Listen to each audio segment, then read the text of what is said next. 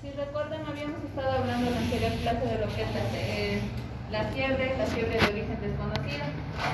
Prácticamente habíamos dicho que todo paciente que tiene fiebre, hay que ver si lo vamos a hacer en el contexto ambulatorio, que eso nos pone en un problema, ¿no? Como dijimos, ya que no vamos a poder ser tan exigentes con el diagnóstico, ¿no? O sea, tenemos que ser más rápidos con el diagnóstico, ¿no? Pero lo que les digo siempre y siempre en todas sus materias les van a decir, siempre tienen que hacer una muy buena anamnesis, un buen examen físico, y esto nos va a dar ya algunas pistas o sospechas diagnósticas, ¿ya?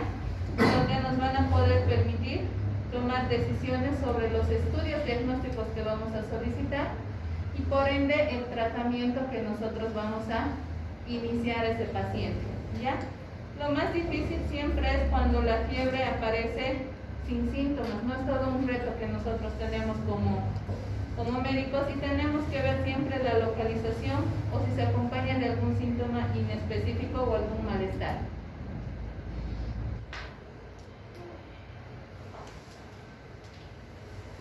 Entonces, si la fiebre va a persistir, si los síntomas de la fiebre van a persistir, entonces nosotros tenemos que hacer un alto y volver a empezar nuevamente, ¿no? Volver a repetir nuestra anamnesis, volver a examinar a ese paciente y nuevamente ya ver si tenemos nuevos hallazgos para ver si vamos a requerir de algún estudio de laboratorio. Otro síntoma que nos va a dar lo que es la fiebre es la tos.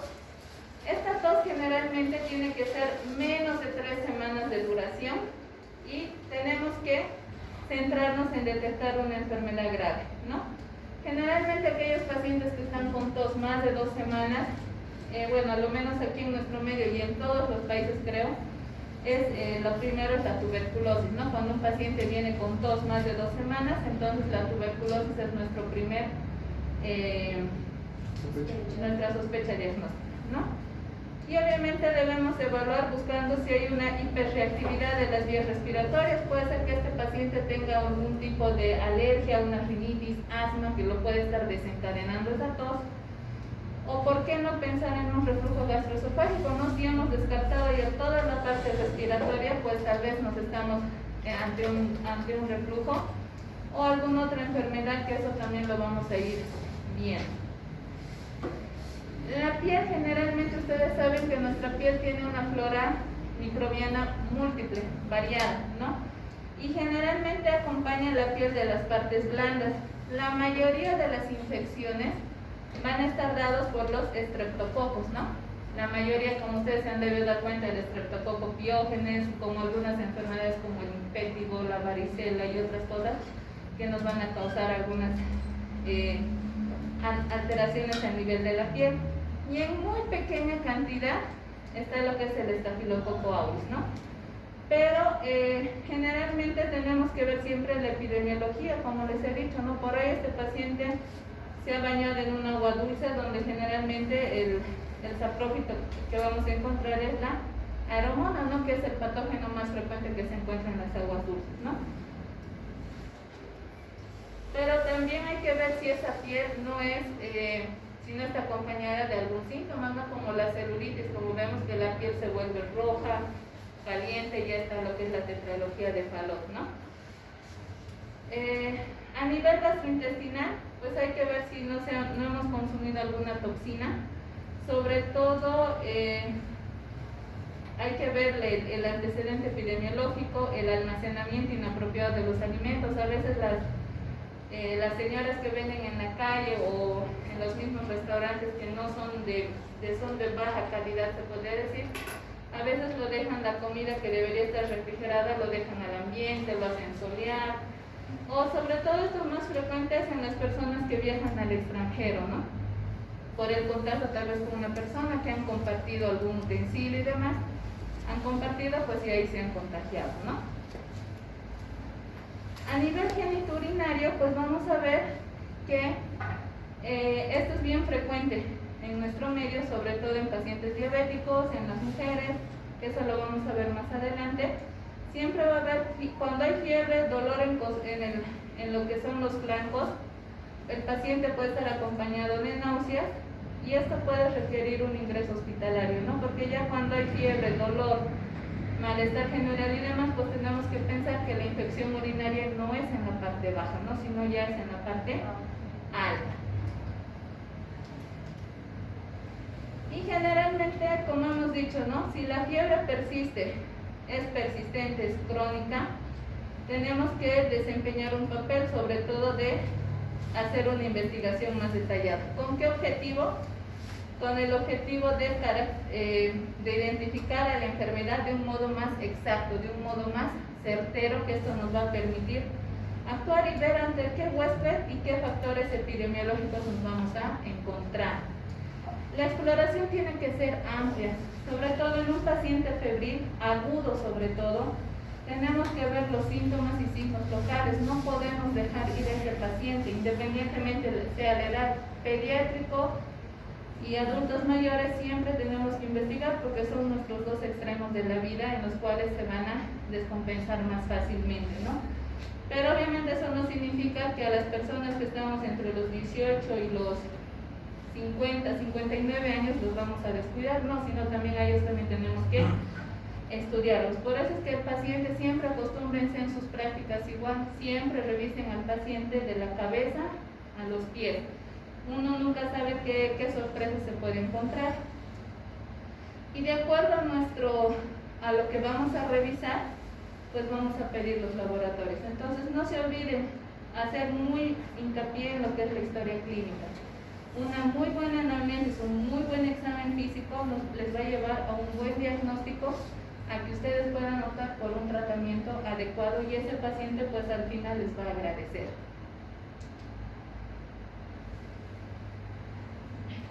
Bueno, generalmente cuando vamos a hacer la sospecha de una infección nosocomial existe un memotécnico, ¿no? Lo que menciona el libro de las 6 Ws.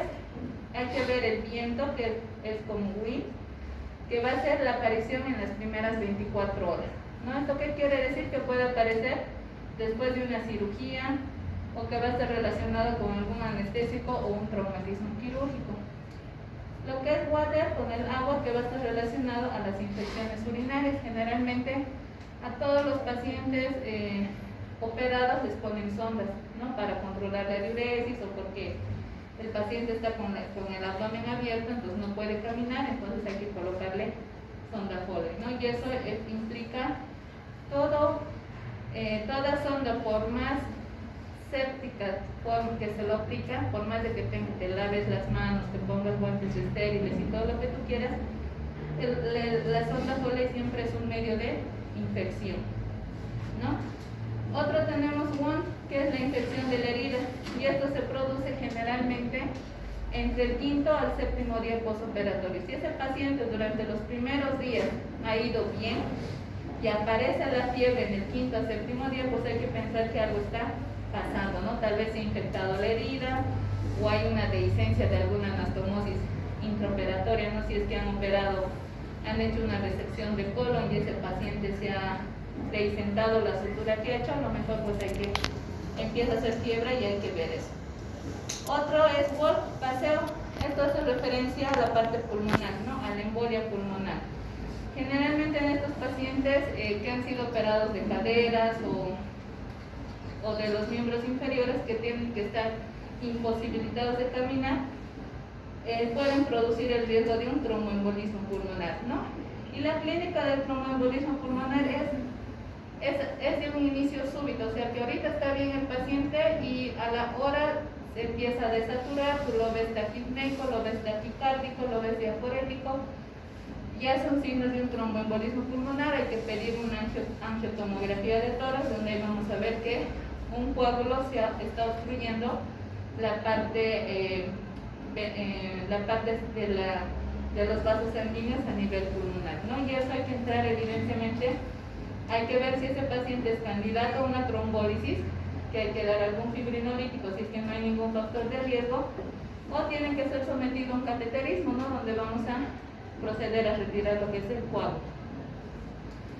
Otro viene a ser el Wonder Drug, donde vemos los medicamentos milagrosos, ¿no? Generalmente son aquellos pacientes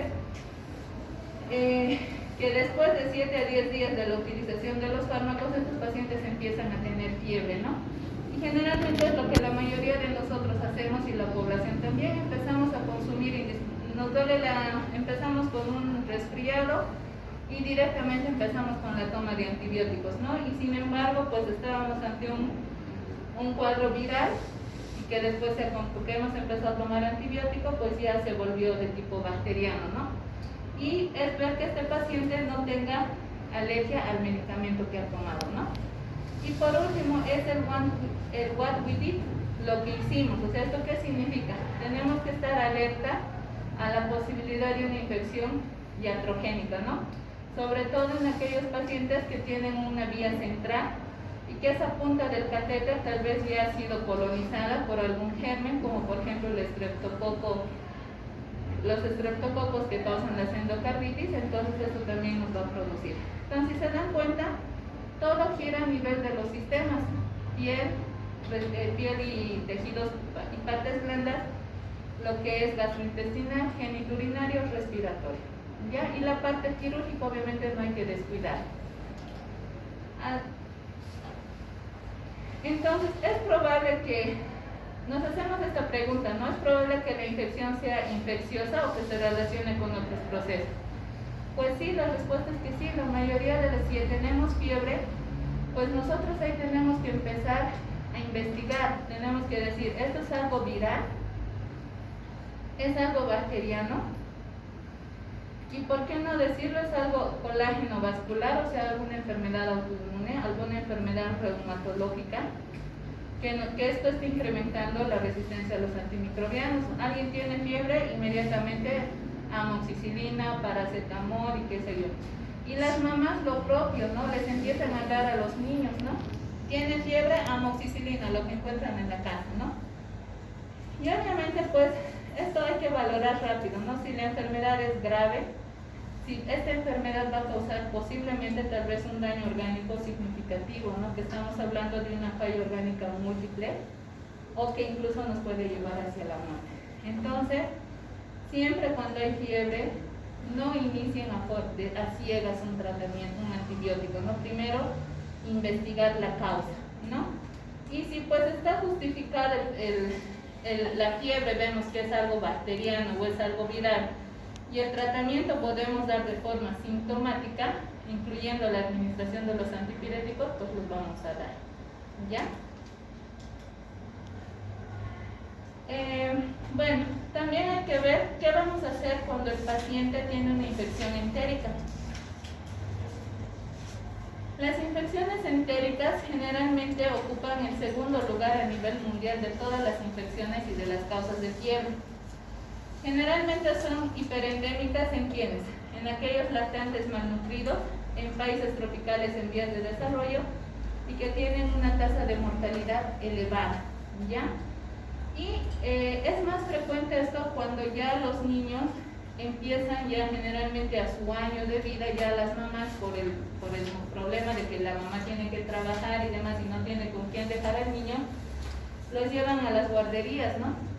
Y en las guarderías sabemos que no tienen en la mayoría el aseo adecuado, a veces les dan con la mamila que se ha echado en el suelo y esa misma mamila le han metido, o entre los mismos niños, ¿no? Que empiezan a hurgar la tierra, ustedes saben, ¿no? Los niños se meten la boca, meten la mano a la boca de otros niños, entonces es todo un contagio a los niños, ¿no? También, ¿por qué no en aquellos que son en instituciones de custodia, sobre todo en aquellos pacientes con retraso mental o en las personas que tienen, en las personas adultas que las meten a las casas de reposo o a los asilos, que a veces sabemos que igual la persona que cocina no tiene a veces la delicadeza de manipular bien los alimentos o de lavarse las manos antes de manipular los alimentos. Entonces ahí también nosotros estamos causando una infección, ¿no? Y por qué no también decirlo en aquellos pacientes inmunodeprimidos, ¿no? Que el paciente, a quienes nos referimos, sobre todo los pacientes con VIH, ¿no? Entonces estos pacientes siempre van a hacer fiebre, se van a inmunodeprimir, sus defensas van a bajar, entonces para ellos un resfrío es fatal, ¿no? Que les va a producir la fiebre, ¿no? Y generalmente la etiología es variada, como pueden ver. En diferentes países, en Estados Unidos, en Rusia, Nepal, países tropicales, generalmente están lo que son algunos parásitos, ¿no? Como lo que es la Giardia, el Cryptosporum, la Ciclospora, la Escherichia coli enterotoxigénica, que es la que figura también, la Shigella, el Campylobacter, la Salmonella. Todos estos generalmente nos van a producir síntomas gastrointestinales, ¿no? Sobre todo el mayor síntoma va a ser las náuseas, los vómitos, las deposiciones líquidas y esto asociado a la fiebre, ¿no?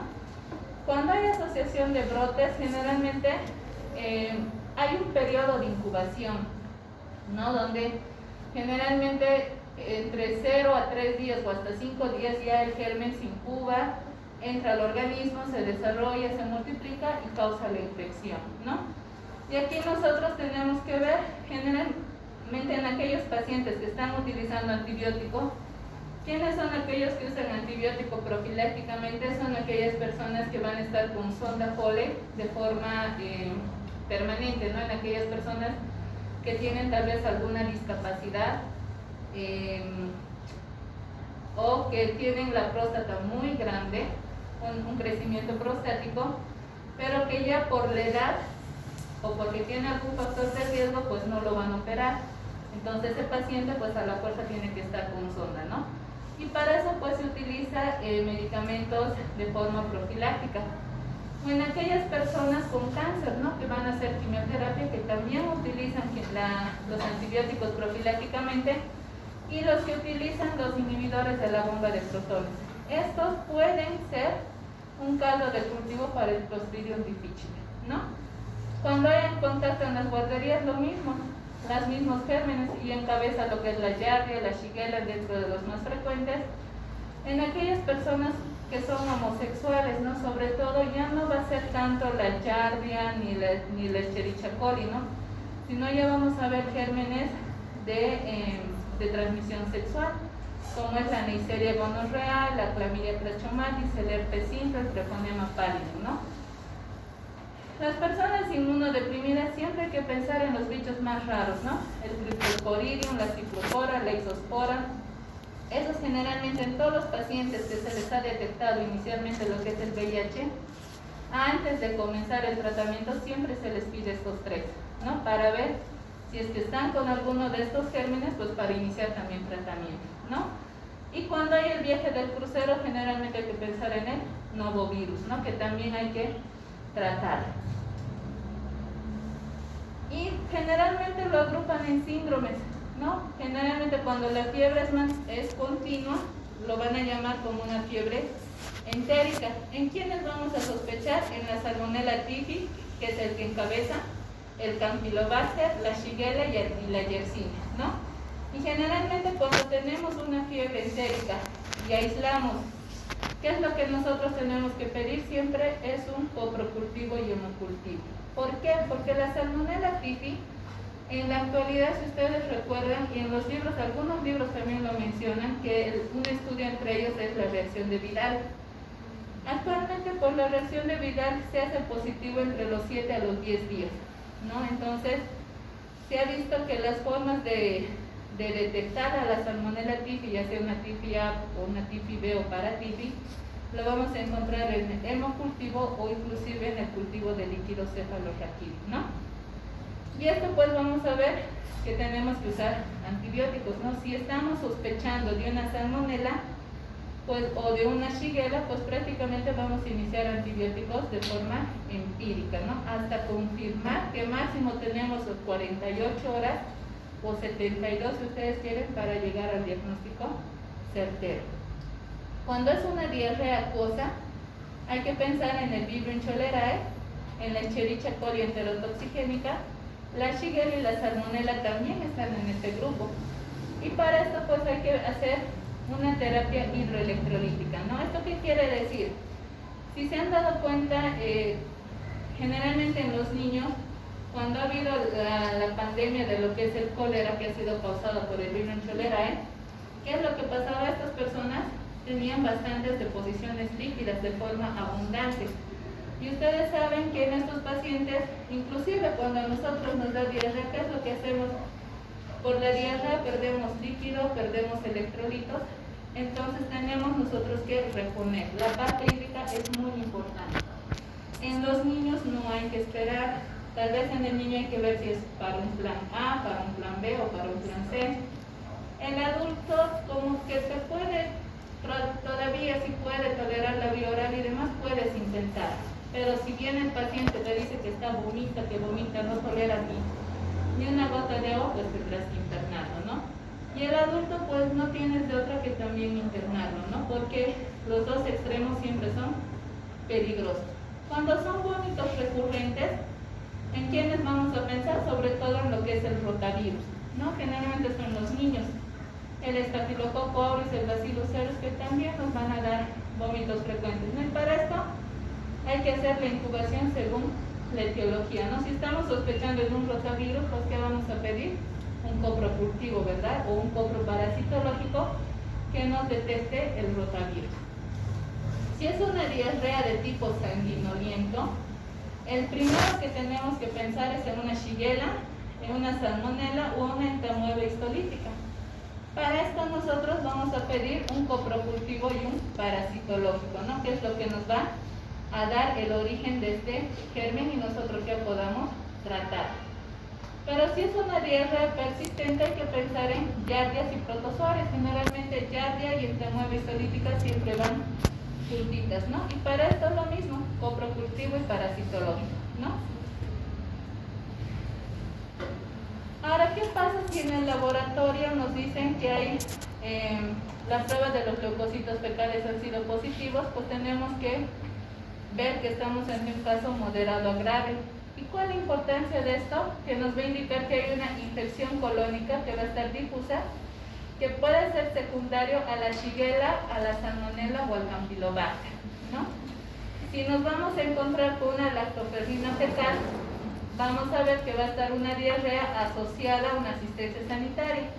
¿Esto qué significa? Que el paciente estaba internado en el hospital, pero ha consumido, se le ha indicado antibióticos, ya sea por alguna razón, pero hemos determinado o ha aparecido lo que es el Clostridium difficile, ¿no?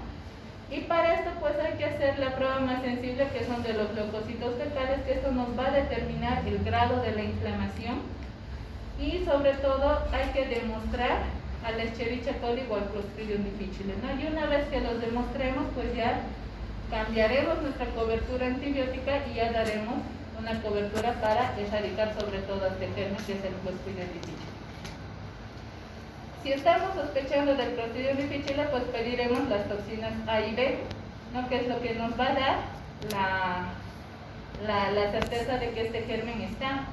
Entonces, generalmente es una diarrea, como les decía, que va a estar asociada al uso de antibióticos, ¿no? Cuando indiscriminadamente damos antibiótico o por alguna razón ese paciente tiene que cumplir 14 días de antibiótico, ustedes saben que el antibiótico no va solamente a la parte respiratoria, por ejemplo, ¿no?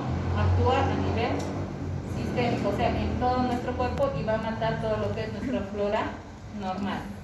En aquellos pacientes con quimioterapia, ni qué decirlo, tienen todo el derecho a tenerlo, ¿no? Pero generalmente hay que pedir lo que son cultivos, el reactante de fase aguda como es la PCR, la proteína C reactiva o algunas pruebas específicas, ¿no?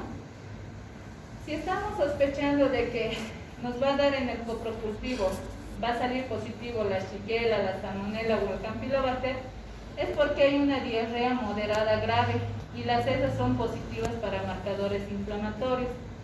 Entonces aquí tenemos que pensar en 3 bacterias invasivas que son únicas, ¿no? Y que vamos a encontrar de rutina en la mayoría de los laboratorios, ¿no? Como es la shigella, la salmonella y el campylobacter, que donde no los hemos visto, ¿no? Cuando entendemos el Vibrio y el Escherichia coli, la O157, pues estos son en casos de diarreas acuosas, ¿no? En las áreas endémicas, y esto generalmente cuando hay diarreas disentéricas, cuando hay brotes de cólera y demás, que eso lo vamos a ver.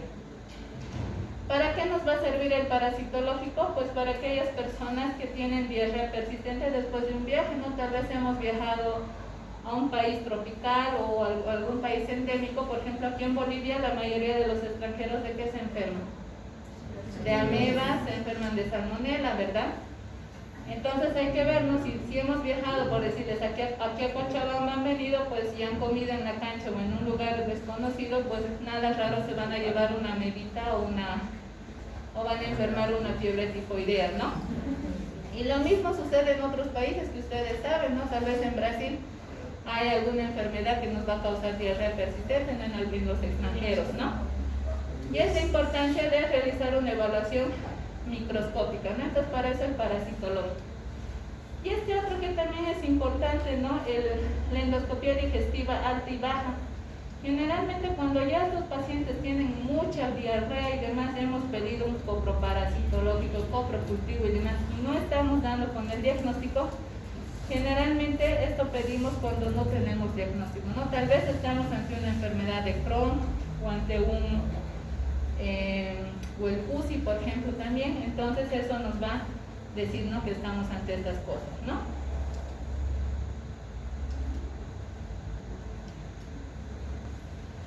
¿Cuál es el tratamiento que nosotros vamos a dar?